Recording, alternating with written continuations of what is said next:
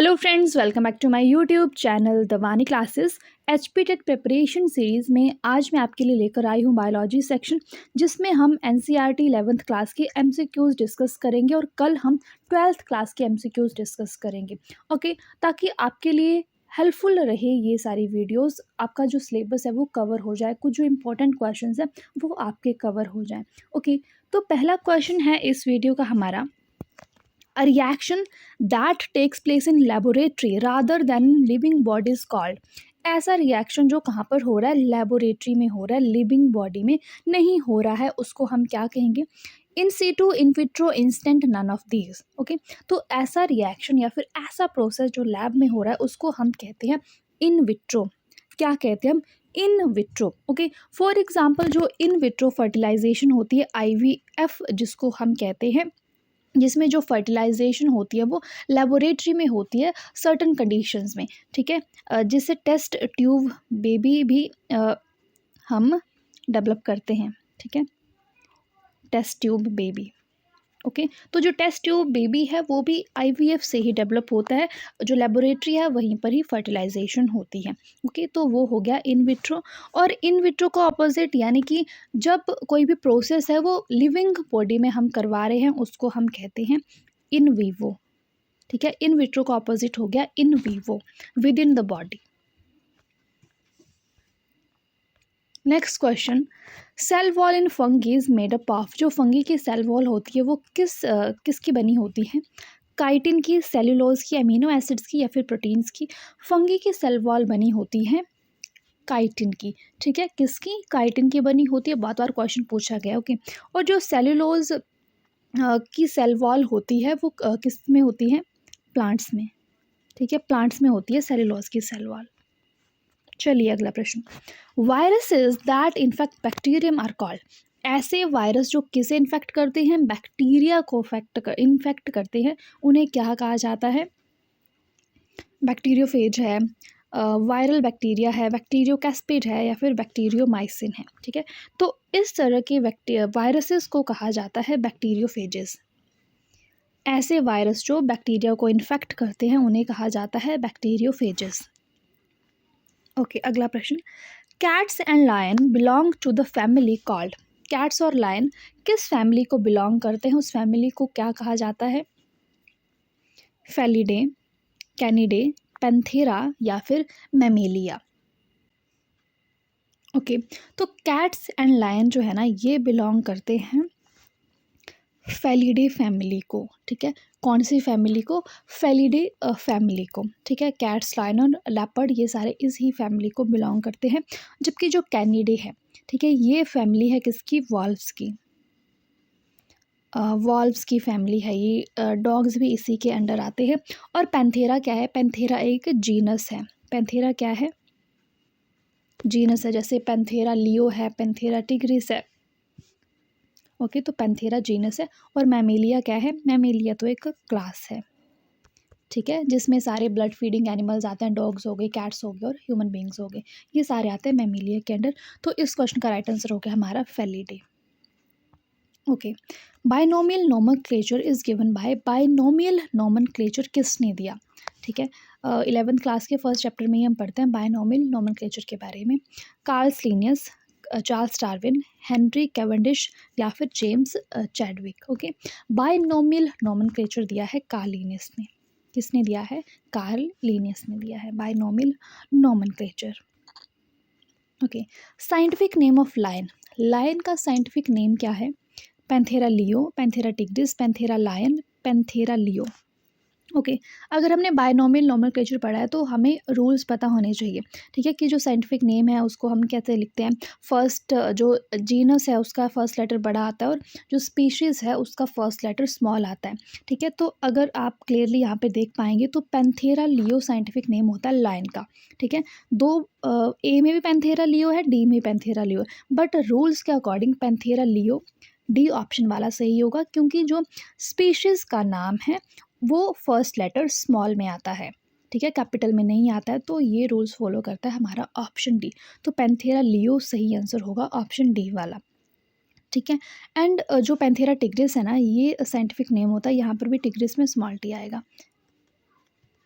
ये scientific name होता है टाइगर का। ठीक है, चलिए अगला प्रश्न है हमारा, phycomycetes are called as. Phycomycetes क्या फंगी है, किस तरह की फंगी है? सैक फंगी हम इसको बोलेंगे, कॉन्जुगेशन फंगी बोलेंगे, क्लब फंगी या फिर इम्परफेक्ट फंगी इसको बोलेंगे। ठीक है, फाइकोमाइसिटीज को हम बोलते हैं कॉन्जुगेशन फंगी। कैसी फंगी?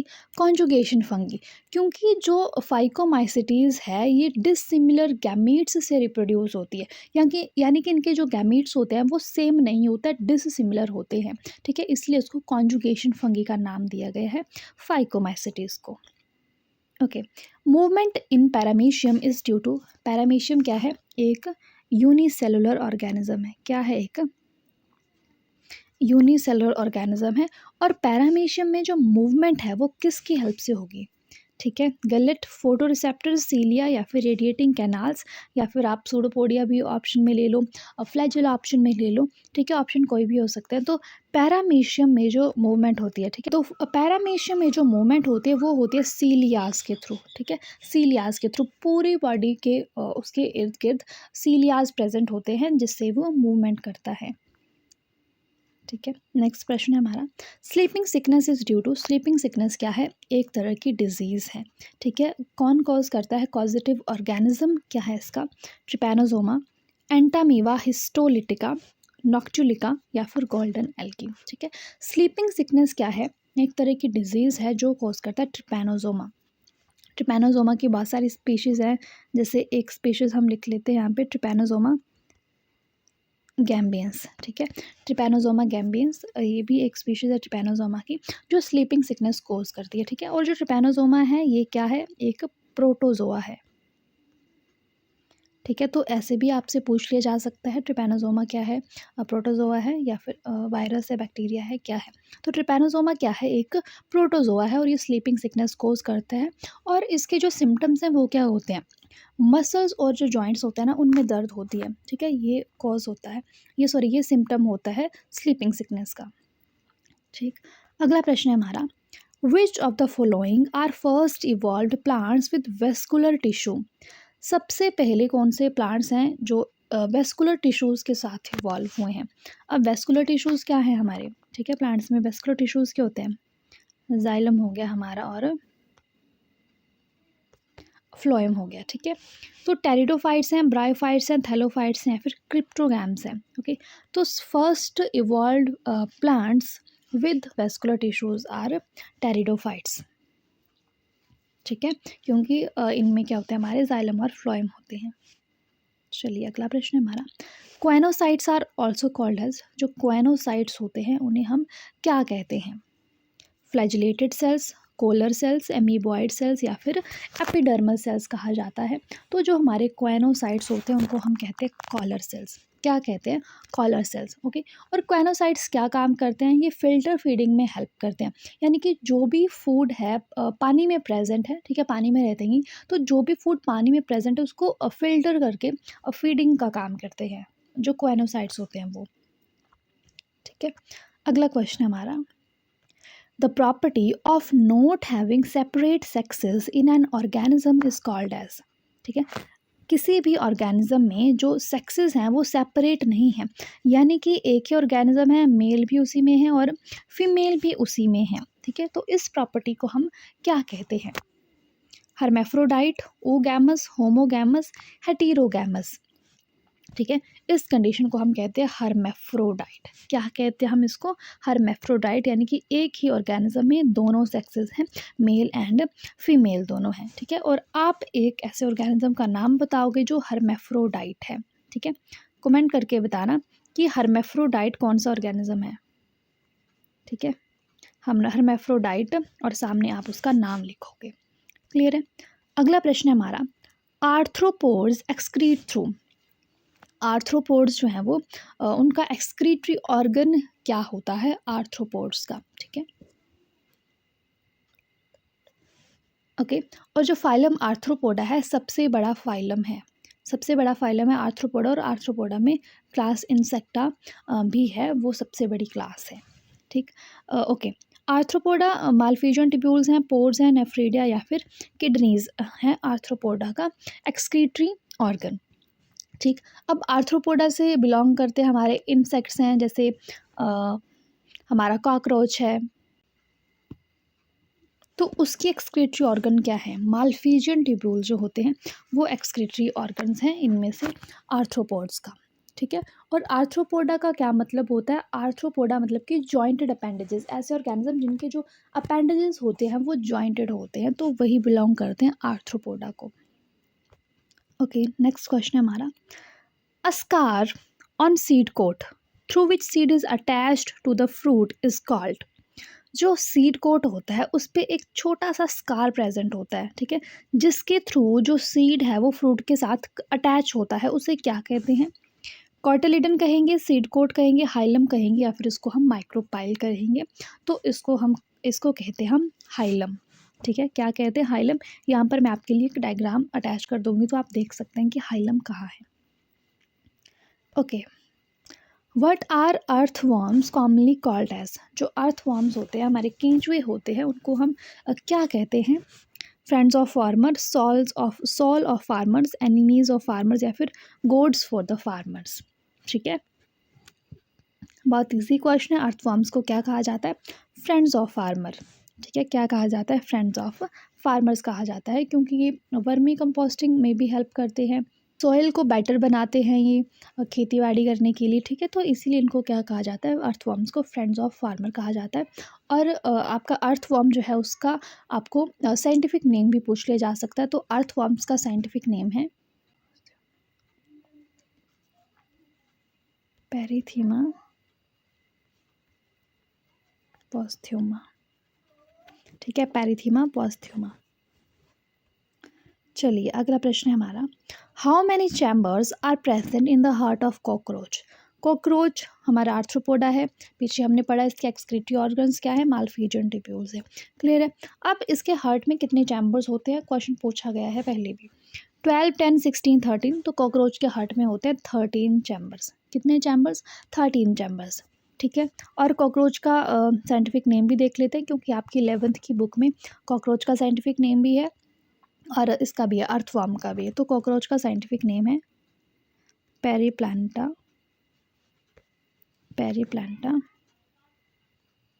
अमेरिकाना। ठीक है, ये आपकी 11th की बुक में है दोनों। चलिए अगला प्रश्न, what material is the exoskeleton of the cockroach is made of. जो कॉकरोच है उसका एक्सोस्केलेटन जो है वो किस मटेरियल का बना हुआ होता है? कैल्शियम का, काइटिन का, कोलेजन का, या फिर सेलुलोज का। ओके, तो अर्थवॉर्म का जो बाहर वाला एक्सोस्केलेटन है, एक्सोस्केलेटन बाहर ही होता है ऑब्वियसली, तो एक्सोस्केलेटन जो होता है कॉकरोच का वो बना होता है काइटिन का। ठीक है, किसका बना होता है? काइटिन का बना होता है। Next question, which of these structures protect the eyes of the frog in water.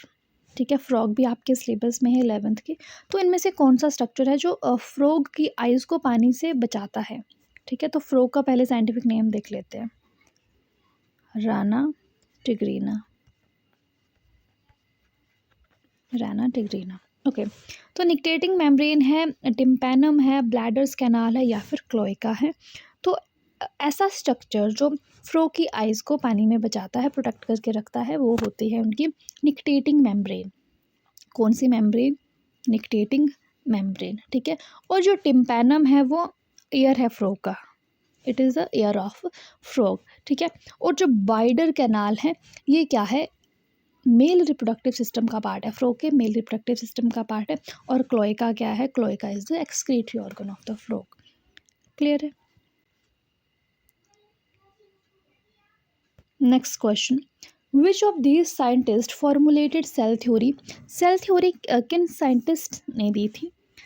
Sheldon and Schwann, Rudolf Virchow, Robert Koch, Anton van Leeuwenhoek. ठीक है, सेल थ्योरी दी किन्होंने? शेल्डन एंड श्वान दोनों ने। ऑप्शन ए होगा यहाँ पर हमारा सही आंसर। ओके, नेक्स्ट क्वेश्चन है हमारा, what is the meaning of omnis cellula e cellula. Omnis cellula e cellula, इसका मतलब क्या है? All cells have a nucleus, सभी सेल्स के पास न्यूक्लियस होता है। सेल बेसिक यूनिट है लाइफ का। Living things are composed of cells, या फिर all cells arise from pre existing cells. ठीक है। तो ऑमिनियस सेलुला ई सेलुला का मतलब होता है कि सभी सेल्स जो है वो प्री एग्जिस्टिंग सेल से अराइज हुई हैं, ठीक है। ये कहता है हमारा omnis cellula e cellula. Okay, which of these structures are absent in eukaryotes?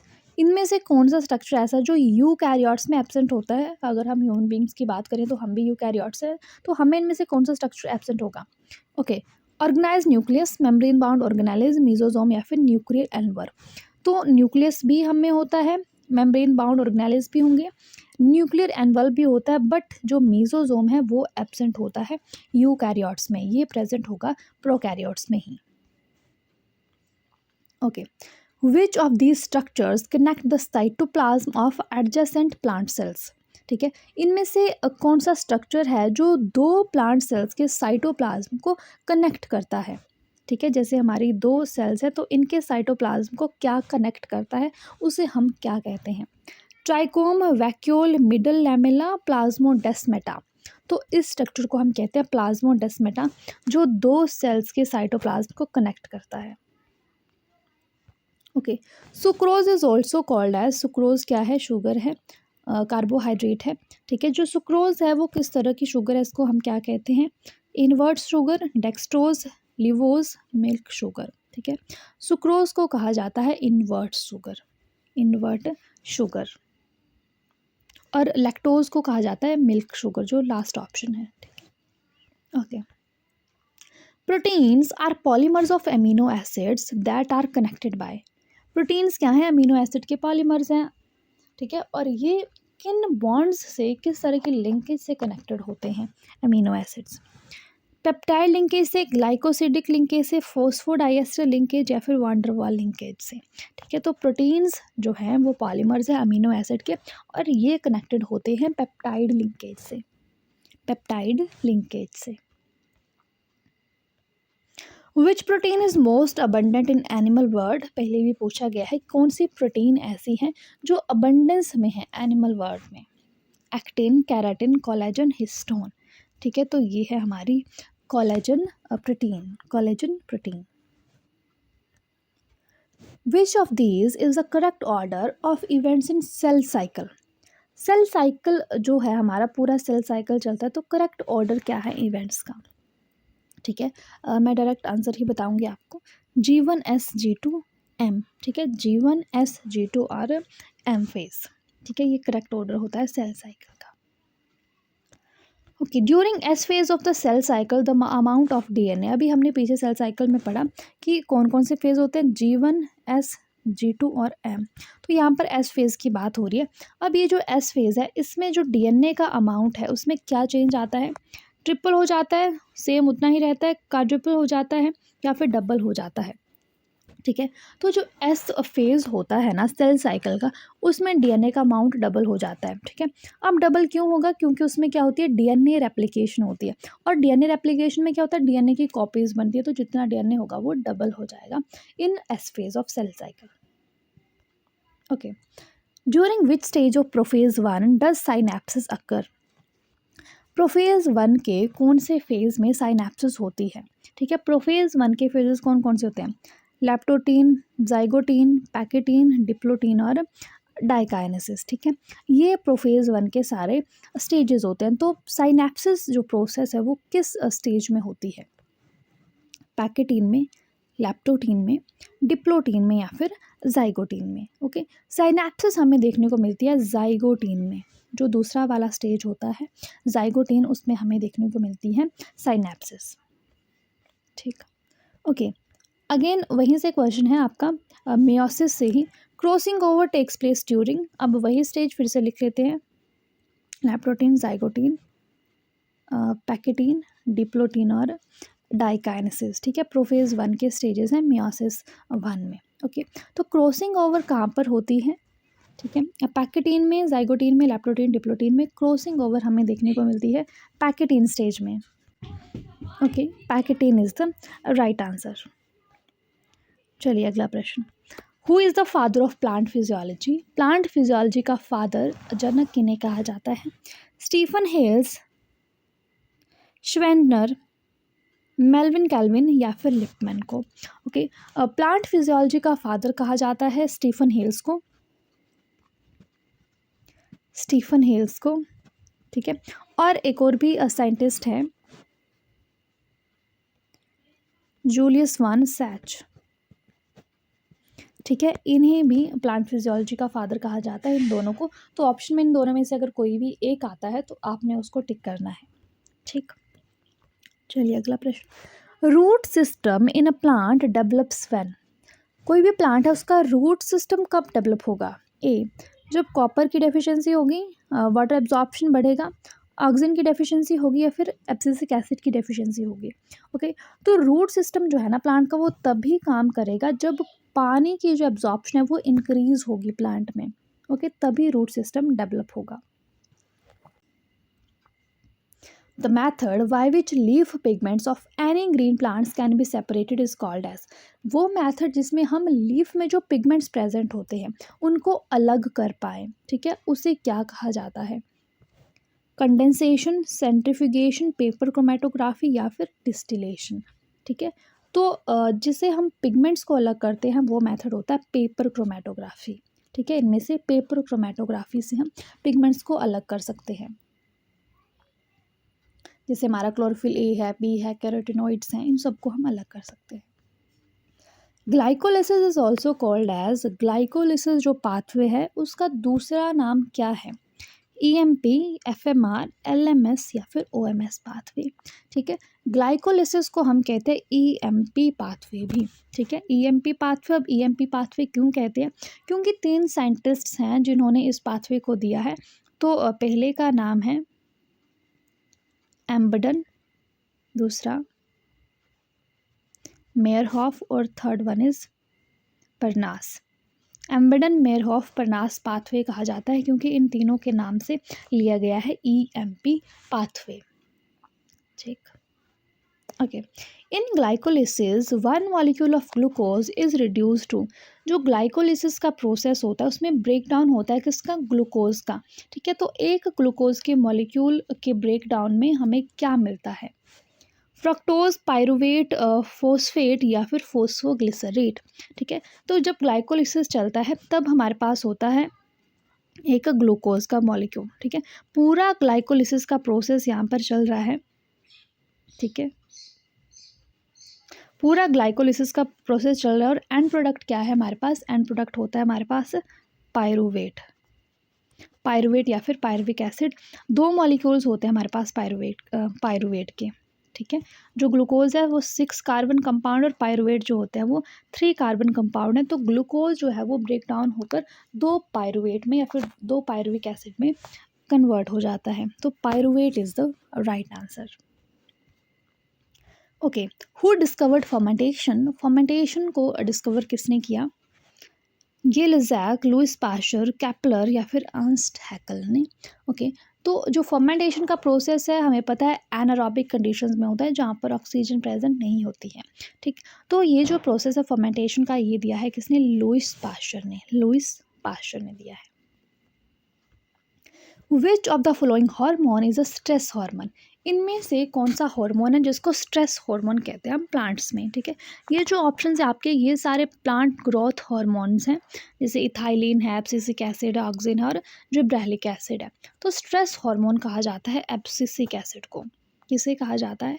Abscisic acid को। और ABA की फुल फॉर्म भी आपसे पूछ ली जाती है, तो ABA is abscisic acid. Okay, which of the following are needed for clotting of blood? कौन सी प्रोटीन है जो ब्लड क्लोटिंग में इंपॉर्टेंट होती है? Fibrinogen, albumin, globulin, magnesium ions, ठीक है। तो ब्लड क्लॉटिंग में फाइब्रिनोजन प्रोटीन, ठीक है, और विटामिन के। विच of the flowing organism has flame cells for excretion? कौन सा ऑर्गेनिज्म है जिसमें एक्सक्रीटरी ऑर्गन्स जो होती हैं वो फ्लेम सेल्स होती हैं? फ्लैट वर्म्स है हमारे, राउंड वर्म्स, हुक वर्म्स या फिर पिन वर्म्स, ठीक है। फ्लेम सेल जो होते हैं वो होते हैं फ्लैट वर्म्स में। किन में होते हैं? फ्लैट वर्म्स में, ठीक है। प्लेटी हेलमिंथस भी आप इनको बोलते हैं और एग्जाम्पल जैसे प्लेनेरिया वगैरह है वो। ठीक है, चलिए लास्ट क्वेश्चन आपके लिए, जिसको आपने कमेंट बॉक्स में कमेंट करके बताना है रोज़ की तरह। Number of true ribs in human beings में टोटल कितने रिब्स पाए जाते हैं जो ट्रू रिब्स हैं? ठीक है, आप पूरा भी बता सकते हैं कि टोटल रिब्स कितने होते हैं, उसमें से ट्रू रिब्स कितने हैं, फॉल्स रिब्स कितने हैं, ये आपने बताना है। और जिसका आंसर सबसे पहले आएगा उसके आंसर को कमेंट किया जाएगा रोज़ की तरह। ठीक है, तो आपने अपना आंसर कमेंट बॉक्स में कमेंट करके बताना है। ठीक है, और वीडियो कैसी लगी आप ये भी बता सकते हैं।